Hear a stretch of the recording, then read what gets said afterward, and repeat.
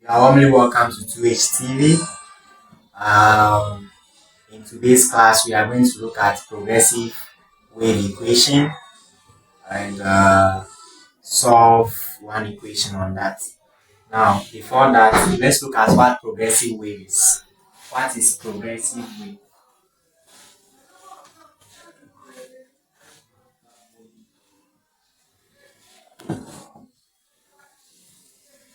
So, what is progressive wave? Before we look at progressive wave equation.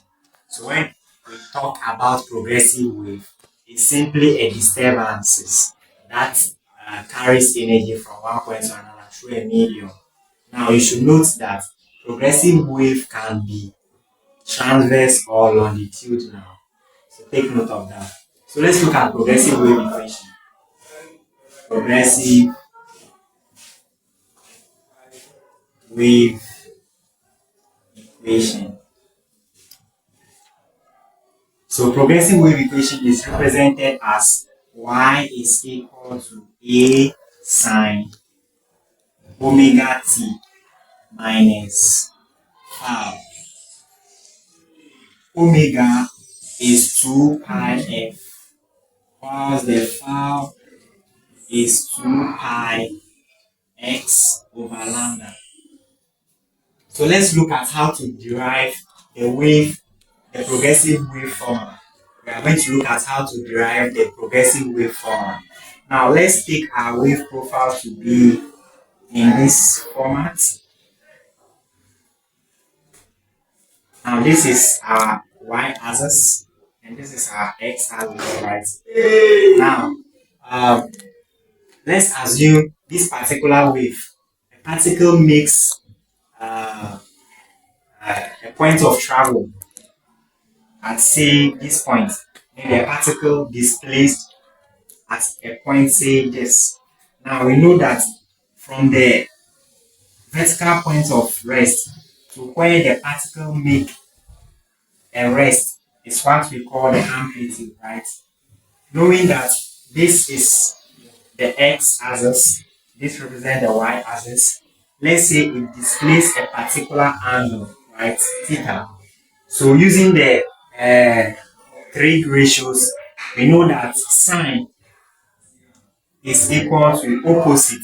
So our opposite, so sine theta, sine theta is equal to our opposite, which is y, over our adjacent, which is a. So we know, making y the subject, y is equal to a sine theta. Say this is our equation 1. Now we know that with the angular velocity, we know that angular velocity is equal to angular displacement within a period of time. So making angular displacement the subject, our angular displacement is equal to angular velocity multiplying the period. Say this is our equation 2, right? Now substituting the angular displacement into the equation 1, we will get y is now equal to a sine, instead of angular displacement, we are going to write wt. So a sine wt, right? What happens if the particle conducts a total cycle? So meaning that from displacement from say point O, what happens if it conducts a total cycle? Then we say that angular velocity is equal to 2 pi over period. So replacing this into the general formula, we will get y is equal to a sine, instead of angular velocity, we will replace it with 2 pi over t. So 2 pi over t. From our previous lectures, we established that frequency is inversely proportional to period, meaning that we can replace frequency with 1 over t, because this equation is the same as y is equal to a sine 2 pi multiplying 1 over t. So we can replace the 1 over t by frequency, then we get y is equal to a sine 2 pi f. Now this is the first aspect of the equation. Realize that y is equal to a sine omega t. We've gotten it. Omega we know is 2 pi f. So it occurs within a time frame. So it will be multiplying by a time. So this first part of the general equation of a progressive wave. Now let's look at the second part. Now for the second part, we are going to consider this same wave profile.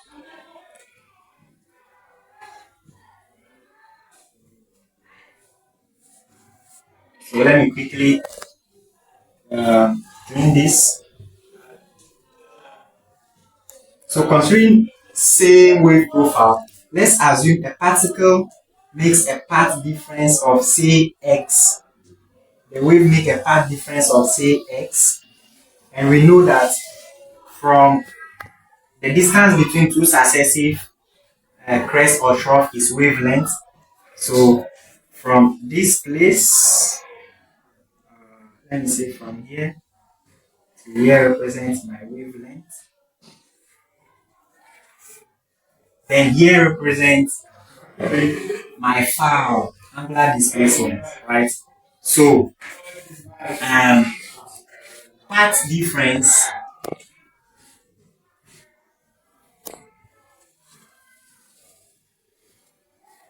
over lambda should be equal to path difference, or should be equal to phase difference with the phase difference over the total cycle, which is 2 pi. So we know that the path difference represents the x. So x over lambda should be equal to phase difference, which is phi over 2 pi. Making phase difference the same here, we know that our phi is equal to cross multiply 2 pi multiplying x. That will be 2 pi x over lambda. So we have been able to establish that phi is equal to 2 pi x over lambda. So we are going to add it to the second part of the equation. 2 pi x over lambda. So this and this in brackets. From the beginning, we established that our omega is equal to 2 pi f, right? Then we said phi is equal to 2 pi x over lambda. So replacing these two parameters into the general formula, we get y is equal to a sine. Now we know that 2 pi f is omega, so omega t, right? Then plus or minus phi, which is our 2 pi x over lambda. Now the reason why we are using plus or minus is that the wave can either travel from right to left or left to right.